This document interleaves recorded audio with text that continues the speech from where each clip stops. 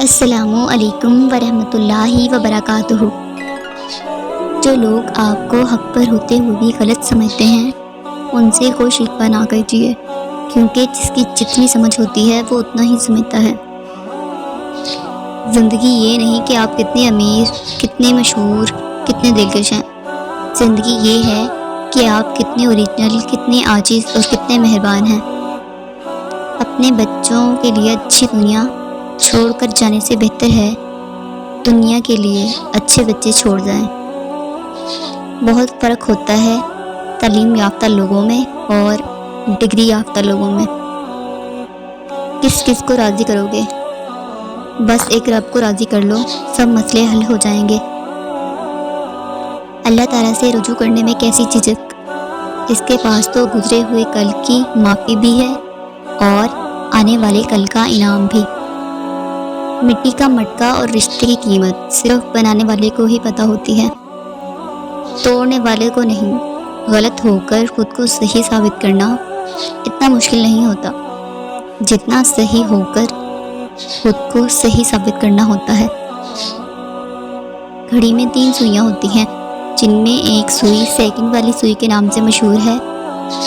یہ سیکنڈ والی سوئی اپنا وجود تو رکھتی ہے پر اس کا ذکر نہیں کیا جاتا، بس یہی کہتے ہیں کہ 10:15 ہو گئے ہیں۔ کبھی کسی نے یوں نہیں کہا 10:15 اور 4 سیکنڈ ہوئے ہیں، جبکہ یہ سیکنڈ والی سوئی دونوں سے زیادہ محنت مشقت کرتی ہے، ان دونوں کو بھی آگے بڑھنے میں مدد کرتی ہے۔ ہماری زندگی میں بھی بہت سے لوگ اس سیکنڈ والی سوئی کی مانند ہوتے ہیں، جن کا ذکر تو کہیں نہیں ہوتا، لیکن ہمارے آگے بڑھنے میں ان کا کردار ضرور ہوتا ہے۔ ہمارے لہجے کی کڑواہٹ ہمیشہ ہماری اکڑ نہیں ہوتی، بلکہ ہماری زندگی میں برداشت کی ہوئی تلخیوں کا نتیجہ ہوتی ہے۔ کچھ لوگ پہلے تو اپنا پن دکھاتے ہیں اور بعد میں کمینہ پن بھی دکھا دیتے ہیں۔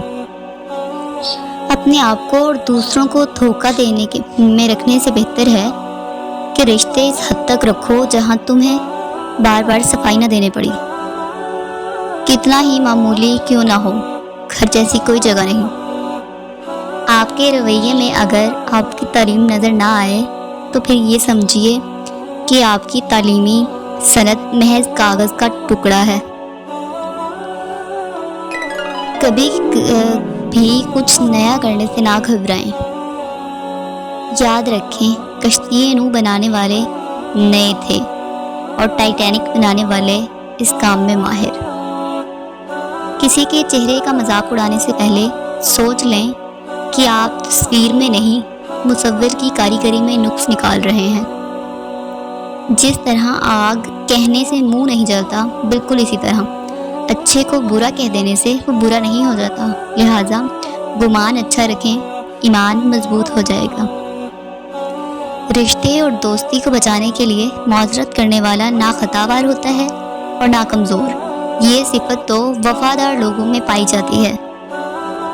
محبت کا کوئی ترازو نہیں ہوتا، پرواہ بتاتی ہے کہ پیار کتنا ہے۔ سب سے خوفناک چیز وہ ہے کہ ایک گناہ بندے کے لیے اس قدر معمولی ہو جائے کہ وہ اس کے لیے توبہ بھی غیر اہم سمجھے۔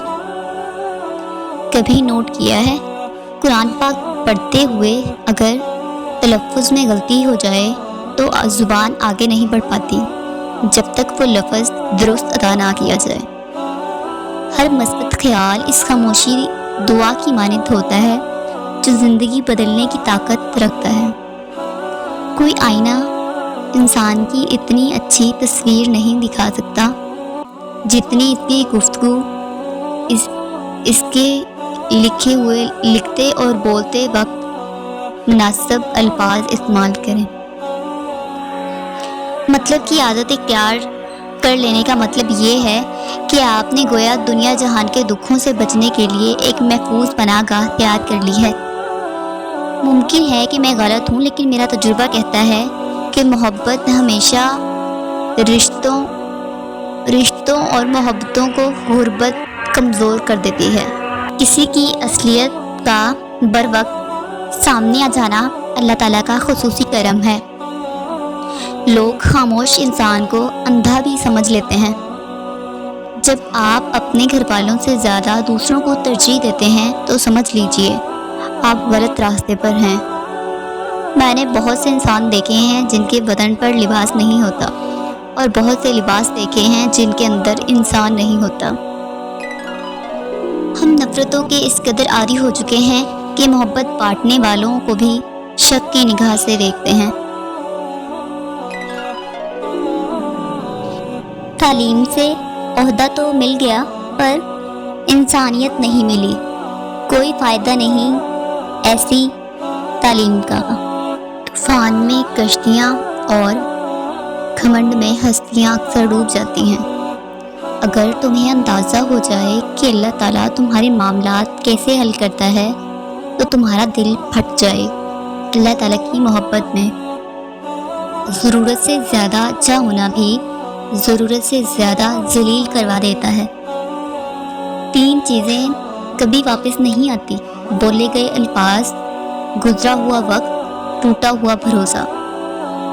شکوہ زمانے سے نہ کرو بلکہ خود کو بدلو، کیونکہ پاؤں کو گندگی سے بچانے کا طریقہ جوتا پہننا ہے، نہ کہ سارے شہر میں قالین بچھا لینا۔ Thanks for watching. Please subscribe my channel. Allah Hafiz.